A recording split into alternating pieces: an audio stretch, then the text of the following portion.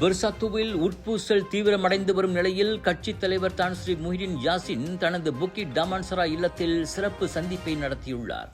அந்த கூட்டத்தில் 30க்கும் மேற்பட்ட நாடாளுமன்ற, சட்டமன்ற உறுப்பினர்கள் மற்றும் மூத்த தலைவர்கள் கலந்து கொண்டனர். அவர்களில் பொதுச் செயலாளர் டத்துஸ்ரீ அஸ்மின் அலி, உதவித் தலைவர்களான ரட்ஜி முகமது ஜீடின், ஹமாட் பைசால் அசுமு ஆகியோரும் அடங்குவர். இந்த சந்திப்பு ரமலான் விருந்தாக கூறப்பட்டாலும் துணைத் தலைவர் டத்துஸ்ரீ ஹம்சா ஜைனுடின் மற்றும் அவரின் ஆதரவாளர்களை அங்கு காணவில்லை. அழைப்பில்லையா அல்லது அவர்கள் செல்லவில்லையா என்பது தெரியவில்லை. இதற்கிடையில் கோத்தாசபூத்தே சட்டமன்ற உறுப்பினர் அஷ்ரப் முஸ்தாகிம் ஹம்சா இன்னும் கட்சியிலிருந்து நீக்கப்படவில்லை என விளக்கினார். ஆனால் அவர் கட்சியின் கட்டொழுங்கு குழுவின் விசாரணைக்கு அழைக்கப்பட்டுள்ளார். 2025 பொதுப்பேரவையை சீர்குலைக்க முயன்றதாகவும் கட்சி தலைமைக்கு எதிராக உறுப்பினர்களை தூண்டிவிட்டதாகவும் அவர் மீது குற்றச்சாட்டுகள் உள்ளன.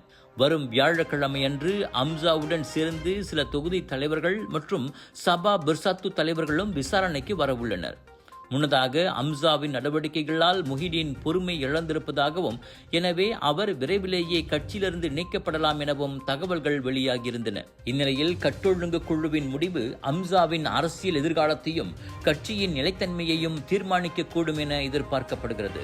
உங்கள் சிறந்த ஆரோக்கியத்திற்கு அளவான எண்ணெயுடன் சிறந்த முறையில் தயாரிக்கப்பட்ட சைவம் அசைவத்திற்கும் பொருந்தும் சூப்பர் ஊறுகாய் பச்சை கொடி சிவப்பு மீன் சின்னம்